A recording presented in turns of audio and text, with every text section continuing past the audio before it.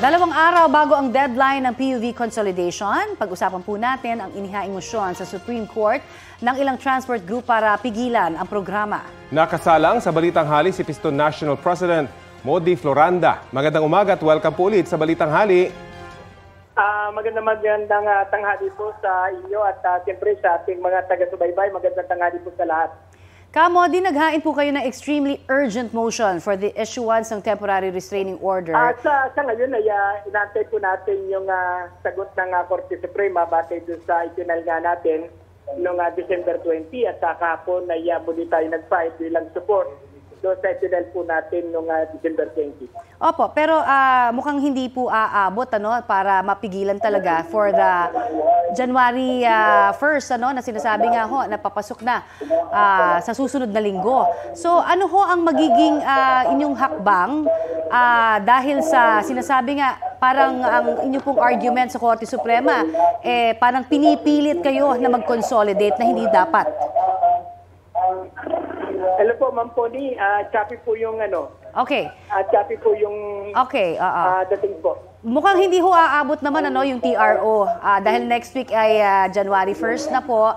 Ano po ang gagawin ng inyong grupo sa tugon po na hinaantay ninyo mula sa Korte Suprema? At ngayon po ay narito tayo sa UP at magkakaroon po tayo ng isang malaking caravan na tutungo sa Welcome Rotonda.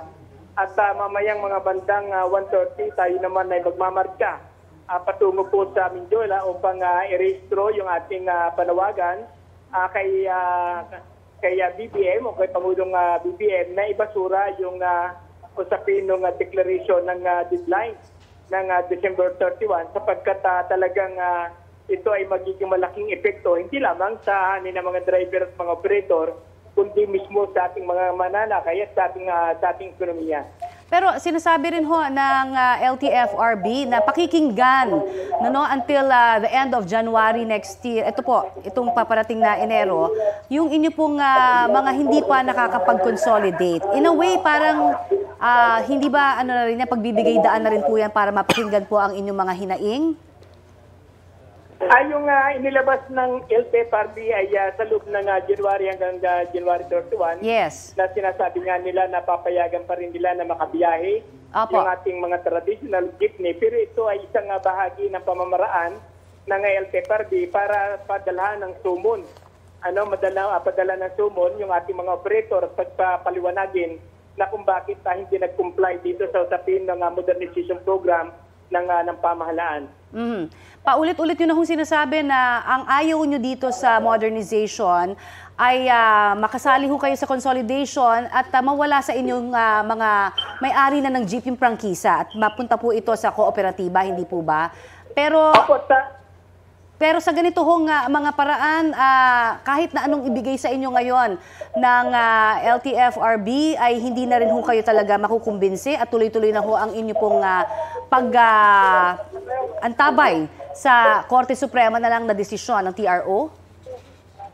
Sa atin, Ma'am Pony, ay malinaw yung ating posisyon sa ilalim ng kooperatiba ay payag tayo sa kooperatiba basta ito yung sinasabi nating asisi kooperatiba, yung individual na pag-aari at individual na prangkisa, hindi sa konsorsyon o hindi sa monopolyado ng isang kooperatiba.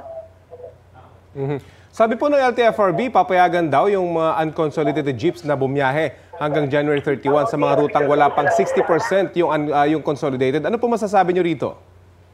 Sa atin ay itong binano nila na January 1 hanggang katapusan, ay ito nga yung sinasabi natin na pamamaraan ng LTFRB para doon sa pagsusumon sa ating mga operator na kung saan ay pagpapaliwanagin nila sa LTFRB na kung bakit hindi nag-comply sa usapin ng programa ng sa usapin ng modernization program. Okay, sige po. Abangan po namin yung inyong mga hakbang pagdating po ng bagong taon. Maraming salamat po sa inyo, Piston National President Modi Floranda. Salamat po sa inyo, Mang Puni. Salamat. Kapuso, alamin ang maiinit na balita. Bisitahin at mag-subscribe sa GMA Integrated News sa YouTube.